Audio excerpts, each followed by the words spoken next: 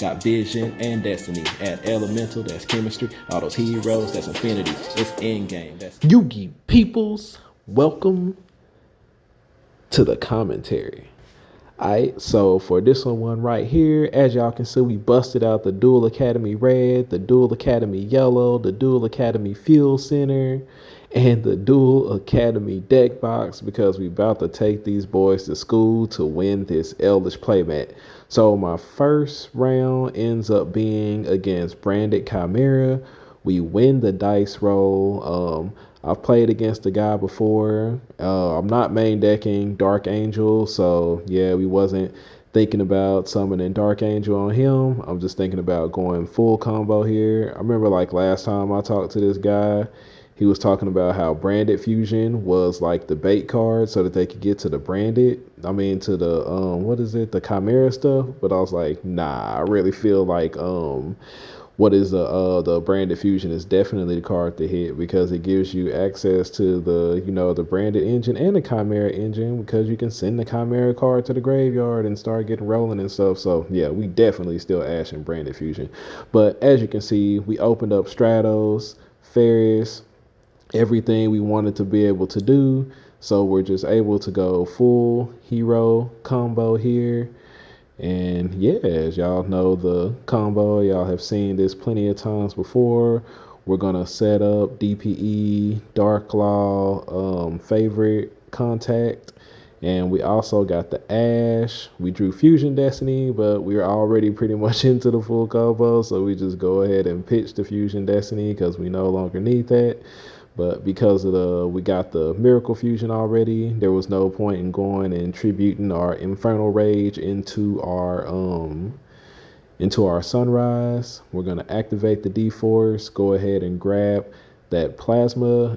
And what I decided to go for here is that if my opponent didn't nib on my DPE, pop him and wake up little combo thing, that I would go ahead and summon out the Plasma also. That way I could have the D-Force to protect them from targeting effects in case he just did have anything crazy. And yeah, we just decided to go like full big 3 inboard. And as you can see, there's no nib in chain to pop in with my DPE. So we grab our mass change with our Shadow Mist. We're gonna go ahead and activate our denier effect, use that effect to put Mally on top, bring out Mally to the board. Then we're going to tribute the Wonder Driver, the Denier, and the Mally to go ahead and bring out our Plasma. We're going to set 2 back row, and we are going to pass our turn right there with, of course, the set favorite contact and our set mass change. During the standby phase, we're going to go ahead and bring out DPE. And I do believe we just gonna wait to see what ends up happening here. And, of course, reading that skill drain, checking to making sure it does what it said it does.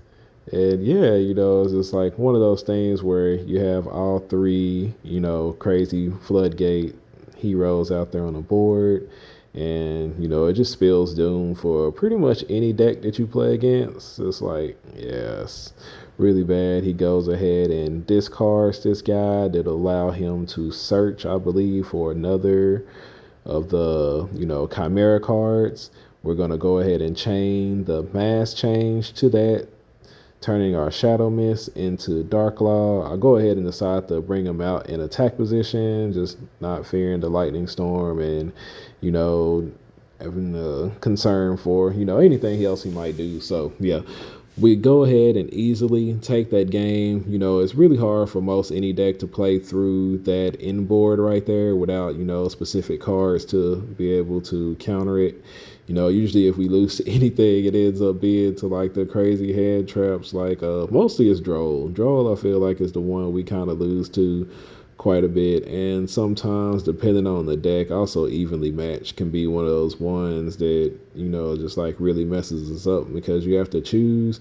And most of the time you're going to choose the favorite contact, but so many decks just like play through destruction effects that it doesn't really matter what you save it as there because the even though Shiny Neos Wingman can't be destroyed by card effects and he can't be shuffled into the deck, like a lot of times they have like this, or I guess like now one of the things they just easily do is DPE, since he can still be targeted.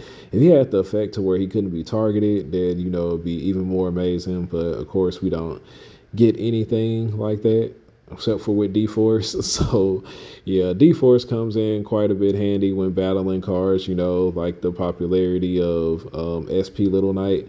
The only thing that I would say that sucks is like after watching the YCS this weekend and stuff, it's like Nib seems like pretty common in the main boards now, so we're gonna have to go back to the end phase trying to activate DPE to pop himself and wake up. Otherwise, you risk just getting nibbed and losing everything there. So yeah, all shuffled up going into game 3 here. Of course, he is going to get to go first. We opened up the Ash once again. I do believe we main deck 2 Ash, 3 Imperm, and 3 droplets for this tournament. Only reason why I went with 2 Ash instead of 3 is mostly because of triple tactics and thrust. So I just didn't want to keep on opening up those cards. And we Ash on the branded fusion, and yeah, we had to do it. And in return, we get Ashed on our hero lives. So, an Ash for an Ash. But we still have, full combo as we have the Ferris with Mally. So we're going to go ahead and activate Ferris effect, go ahead and pitch that Mally, bring out Increase. And yeah, we also have 1 poly in hand in case he does try to stop our Vion effects here. And then we're going to go ahead and special summon Vion with Increase effect. And trying to decide what to send here. Like, one of the things I have to keep in mind is that I am going second, so it's probably better just to go for game here. Go ahead and send the denier anyway, and then we're going to banish the Ferris to go ahead and add our polymerization from deck to hand. And I'm just trying to think of like what I should do to basically, like right now I'm trying to OTK him in case he has nibs, still be able to finish him. So I'm like thinking out my plays as how I should do it. I'm going to go ahead and banish the Mally to go ahead and try to take advantage of the denier effect when we special summon him out with Cross Crusader. That way we can leave the denier special summon off in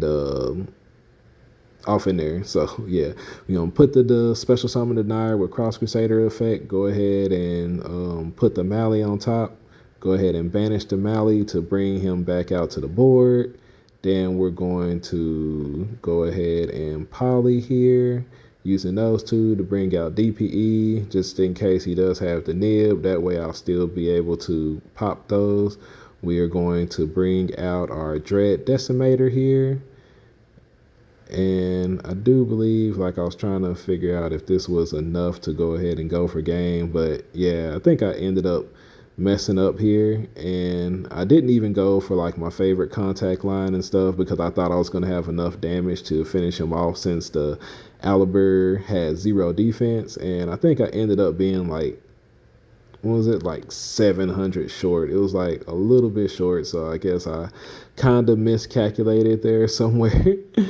And yeah, we ended up giving him another turn, which I feel like, even with only just like the 1 card that he had in hand and then the 1 card that he drew for turn, I felt like, we would still be able to have it. He go ahead and drew his Worm there, but decides in the end, oh no, was it drew his Worm? It looked like drew his Worm, but I guess like the rest of what he had wasn't good enough. I think he just drew his Worm for turn, but that was the only card that he could really activate and do anything with because the Chimera fusion was pretty much dead without him being able to have, one of the beast types out there on the board. So yeah, fortunately we go ahead and take our round 1 pretty easily right there. And yeah, I'm just glad I didn't end up losing the game because I didn't get greedy right there. Probably should have been a little bit greedy. And, since he did ask on my hero lives, I probably should have just, went kind of, you know, like regular favorite contact combo, but I really thought that with Dread Decimator, I would end up having enough for game. And yeah, I think like this next round is coming up, I end up playing against Flunderies, and yeah, that's definitely a match y'all don't want to miss. It was very, very crazy. We did end up winning it, but it was still like a very tough win, and I got kind of lucky there. So, you know, protagonist powers were probably in full effect for this tournament, and yeah, we ended up going undefeated in Swiss and taking first place in Swiss after and winning the rarity collection, the Eldlich Playmat. And then in top 8, we did it, you know, for a box of either Age of Overlord or the 25th Rarity Collection. And I think we ended up losing pretty much in time. In the finals, I made, you know, a bad ad and ended up losing to Labyrinth in the finals. So, yeah. Appreciate everybody for staying a while to listen, and I will catch y'all on the next video. My wingman, he come through, he level up, he go cool, he's shining out and popping to over 9K. That's a breakthrough. We on top now. Here's a look at our world.